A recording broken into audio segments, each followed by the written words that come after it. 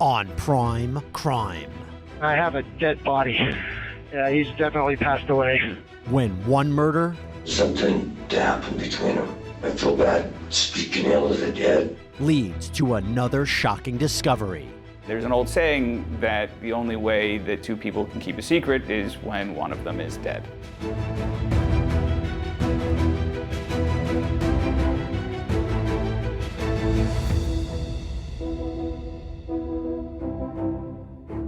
Hi there, everybody. I'm Jesse Weber, and welcome to Prime Crime. This is where we break down the most high-profile and memorable true crime cases. Homicide investigations can be pretty complex, and they can go in all different sorts of directions. Well, there was one case out of Colorado that started one way and ended in a whole other. I'm on the Pingree Park Road, and I have a dead body. It's early 2020 in Greeley, Colorado on a cold February day. A snowplow driver makes a discovery that's about to start a whole new case. Well, there was a tree on fire, and I went up to put it out, and he's laying next to it. He's definitely passed away. Officials quickly ID the remains as 53-year-old Stanley Scott Sessions, a local trumpet player. Scott's body was found lying next to a tree, wrapped in a blanket and plastic, secured with duct tape. Someone had lit his body on fire. Investigators soon realized the body wasn't just burned. It was a pretty serious cut across the neck, and it was described as nearly decapitating him. In this area, immediately adjacent to where Scott Sessions' body was found, there were 3 separate sets of footprints found in the snow. The police had a difficult time trying to discover who those footprints actually tied back to. Let's take a step back. To understand what happened to Sessions, we have to actually learn about 2 other people, Heather Frank and Kevin Dean Eastman. Where do you live right now? Kind of in between 3 places. The lady that I've been with went through hell and back, treating each other bad and good, and Heather. Kevin Eastman and Heather Frank had kind of an on-again, off-again relationship for about 7 years. It was described as very rocky. We're trying to work it out. She broke my heart really bad. He touched on the fact that he had proposed to her several times. Each one of those wedding proposals were rejected. I moved out in August, living on my own, and thought we were really going to make it. I got laid off, and then right before Christmas, she just gave me a call, and she said, "Hey, I don't ever want to see you or hear you again." Eastman is in a rough place, but things start looking up when an old employer offers him a job, giving him a reason to move back near Heather. So I came back over here, and I was living at Troy's, where I work.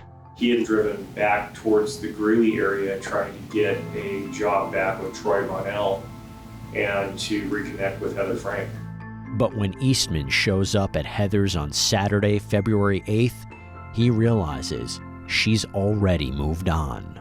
When you showed up to the house, to Heather's house, and she said that she had a date, was the date already there, or was the date coming?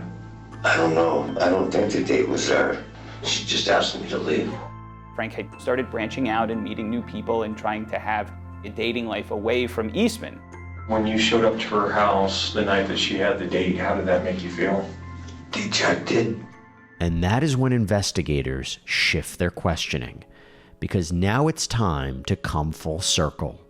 Police believe Heather's date that night was none other than Scott Sessions. I'm sure that you've probably heard or seen stuff in the news about somebody disappearing from Greeley. Do you know anything about that? Is it the musician? Yeah, Heather showed me that on her phone. Did she tell you that she knew that person? She said that she had seen him play. Heather Frank and Scott Sessions met from when Scott was playing in the band, the Movers and the Shakers. The 2 of them started a whirlwind relationship with each other. They kind of meet and engage in messaging through Facebook. It is actually a message from Heather Frank inviting Scott Sessions over to her place on February 8th, which is the last time anybody really communicates with Scott Sessions while he's alive. Heather hooked up with this guy named Scott. Does that sound familiar? I don't know if she ever mentioned his name or not. She showed you the news article, his name's in there. But I didn't really look at it that much.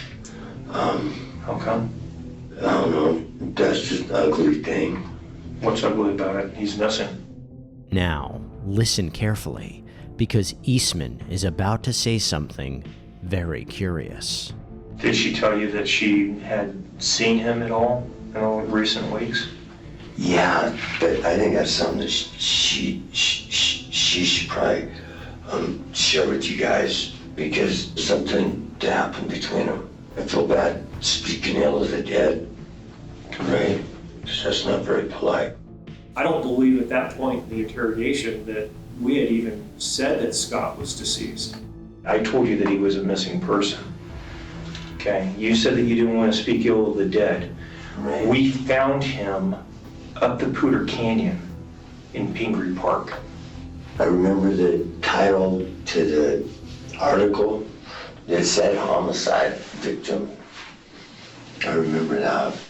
Is Eastman telling the whole truth? What does he really know about Scott Sessions and his murder? He was there. You showed up. Start there.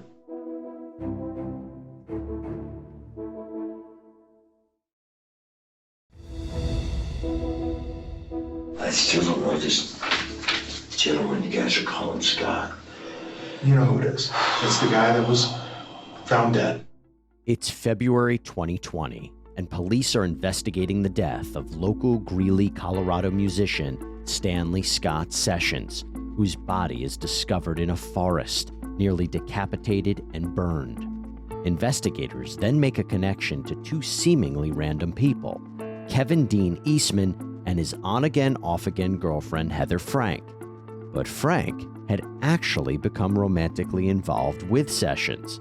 While authorities haven't been able to track down Frank yet, Eastman is brought in for questioning. Saturday night, you, Heather, and Scott were all at Heather's house. Until Sunday morning. We decided at one point in the interview that we needed to start being a little bit more accusatory and start calling him out on some of the inaccuracies. Tell us what happened with Scott. They got a warrant for the GPS location of Eastman's cell phone history around the time that Sessions died, and they see that Frank's cell phone and Eastman's cell phone were there when Scott Sessions' cell phone is there. They know that she is in some way involved. Are you covering for Heather? Did Heather do something? Was Heather defending herself against this guy?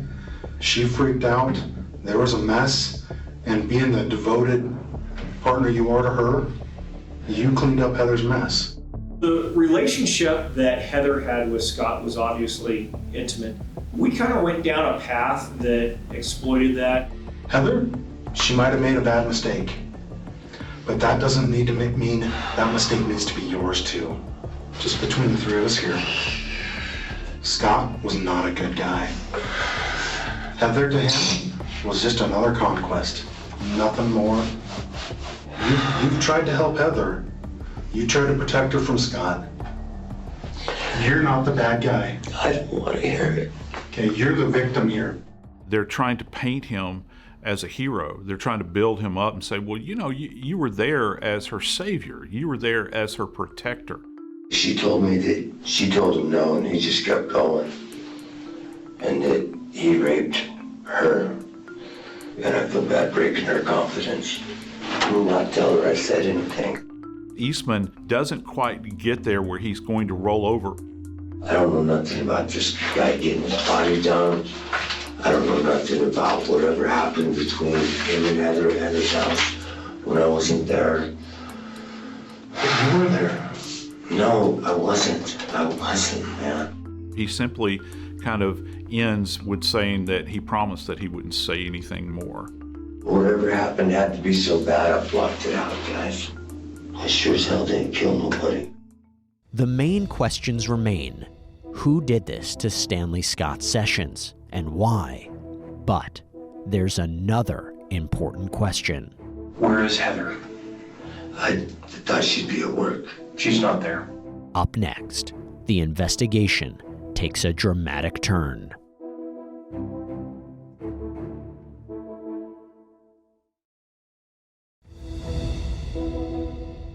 You're gonna say, no, I wasn't there, despite the irrefutable evidence that you were at that house. I wasn't at that house. In February 2020, the body of local Greeley, Colorado musician Stanley Scott Sessions is discovered nearly decapitated and set on fire in a forest. His last suspected location, the apartment of his new love interest, Heather Frank. Officials need to speak with Frank, but she's nowhere to be found. Meanwhile, her on-again, off-again boyfriend, Kevin Dean Eastman, is brought in for questioning. What happened with Scott? You're not gonna believe it, and I gave my word that I just keep my mouth shut. What room was Scott killed in? I got no idea. I know where at in the house the mess was out. Was it a big mess? Yeah, I got a weak stomach. Finally, he begins to open up. Did you throw up? I dry heaved multiple times in the sink. What room was the mess in? Guys, I can't. I'm sorry. I'm sorry. I promise nobody. You can't because you told somebody you wouldn't? Who did you tell that to? I can't say that either. This is the only thing I've got. My word, and I promised. I can't give that up, please. Was he actually alluding to Heather? Had he made this promise to her? I'm thinking that what happened is that you went over to the house to talk to her again, and he was there. There was some sort of conflict between him and her, and you wanted to protect her. I don't know, it could have been an accident. I don't know. Something definitely happened. Where was Scott hurt? Someplace pretty serious, looked like. Based on the very large blood stain right across the threshold of Heather Frank's doorway. It looks, and it makes sense to conclude, that Sessions was ambushed right when he came in. Where was the blood at? Everywhere. But authorities find something else. They actually managed to source video surveillance footage from some of the businesses along the route from Heather Frank's apartment to Pingree Park. We know that you and Heather, on the 9th, in a snowstorm, drove up to Pingree Park. Why did you guys go up to Pingree Park? You took Scott up there, didn't you? You and Heather took Scott up there. The location where Sessions is found becomes tied to Eastman through the cameras that put his car there. We also know that you dropped his car off in the King Soopers parking lot. That's on security footage.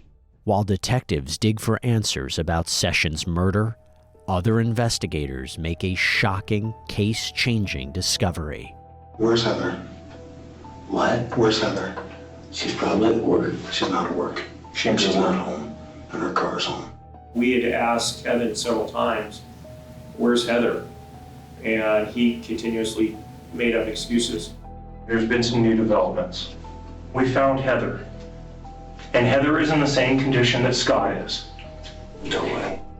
Heather is found dead in a pile of wood near a burn pit on the property of Eastman's employer, Troy Bonnell.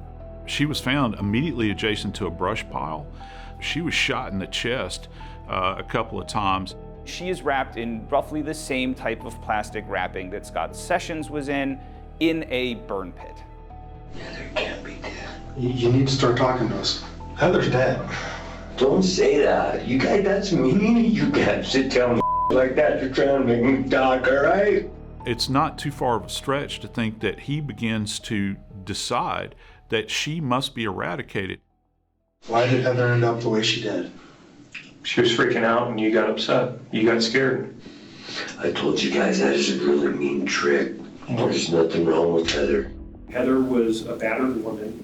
She was a victim of domestic violence. Heather was probably afraid of Kevin. That's your car. You drove away with Heather last night and she never returned.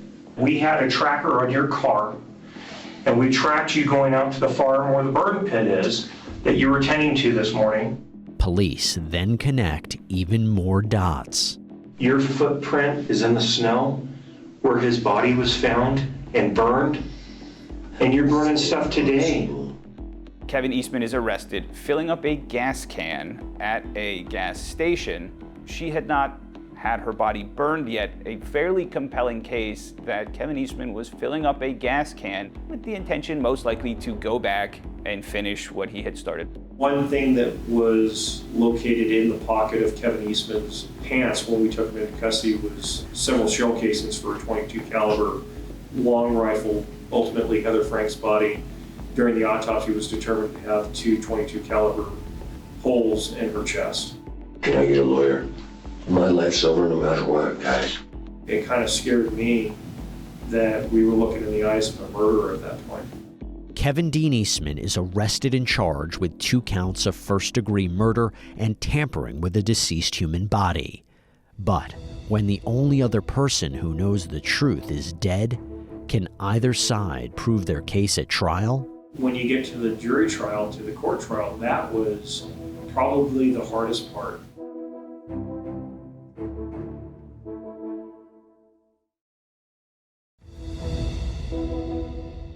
There's one person that knows exactly what happened, and that's you. In February 2020, out in Colorado, a couple who had just recently sparked up a new romance are both found dead within a week of each other. Heather Frank and Stanley Scott Sessions. The one connection between the two was Frank's on-again, off-again boyfriend, Kevin Dean Eastman. Police believe he's responsible for both murders. More than 2 years after the double slaying, his criminal trial began. The defendant, Kevin Eastman, he didn't want to lose Heather Frank. He didn't want her to slip prison. And because he felt like that was happening, 2 people lost their lives. There's a lot that was introduced at trial that really shows Eastman's involvement as the killer. Think about the property where the burn pile was. You know, how do you get access? It's a location where you could perpetrate such a horrific event. His cell phone was put at the scene, and he had motive.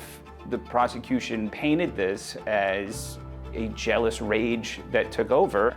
She was trying to get away from Kevin, kind of in fear for her safety because he was very volatile in their relationship. I get a text from Mr. Eastman. Can you tell the jury what those messages said? That he was married to Mrs. Frank, to leave her alone, or he was going to, can I say it? Yes. He was going to kill me. He was going to stab me in the face, in the neck. I think the prosecution was able to kind of play up the fact that this was likely done by Eastman. But the defense tried to sway the jury in a different direction, pointing the finger away from Eastman. Miss Frank planned for Mr. Sessions to come to her residence that evening. Heather Frank confided in him that this guy sexually assaulted her. So the defense team tried to play that up as Kevin Eastman didn't actually kill Scott Sessions. It was Heather Frank in response to the sexual assault. And then after Frank has killed Sessions, she enlists him to help dispose of the body. When Mr. Sessions' body was located at Pingree Park, his head was covered in a blue cloth that had been wrapped over plastic and secured by gray duct tape. And the DNA on that duct tape was Miss Frank's. The best that the defense could do was attempt to draw the eyes of the jury off of Eastman. You learned that DNA, your DNA, was found on Miss Frank. I was told it was found on a pack of cigarettes. I did not hear the part where she had a pack of cigarettes on a deceased body. Eastman's employer, as he's testifying, his story is not exactly what it was when he's interviewed. No cigarette packs. The cigarette pack was found on her. You learned that the cigarette pack with your DNA on it was found on Miss Frank. Yeah, So we just saw, right? Yeah, I just watched it, yes. Okay. You were asked to explain this, how your DNA could be on Miss Frank's DNA. I had no explanation. There was a lot of people that probably thought that he was involved. There's no evidence or motive that he was. Given the many players and competing evidence, would a jury see any reasonable doubt? The verdict reads, we the jury find the defendant Kevin Dean Eastman guilty of murder in the first degree after deliberation. In this small isolated area, this corner of northern Colorado, you had this drama that played out. It ended in this big crescendo with the verdict where Eastman is actually found guilty.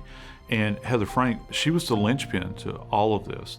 He felt that Heather broke his heart, so he was going to break her heart. She died from a broken heart. Mr. Eastman, you were going to spend the rest of your natural life in prison based on your vicious acts of violence, jealousy, and control. Scott's life, this life that had been led bringing sound, beautiful music, with his trumpet for all those years, just kind of seeped out of his body on that dirty, dirty apartment floor. This was the case of a love triangle that ended in a senseless tragedy. What's really sad to think about in all of this is that Kevin Dean Eastman may have had struggles and issues that were ruining his own life, but instead of dealing with them, he just ended up stealing the lives of two people. That's all we have for you here on Prime Crime. Thanks for joining us. And until next time, stay safe.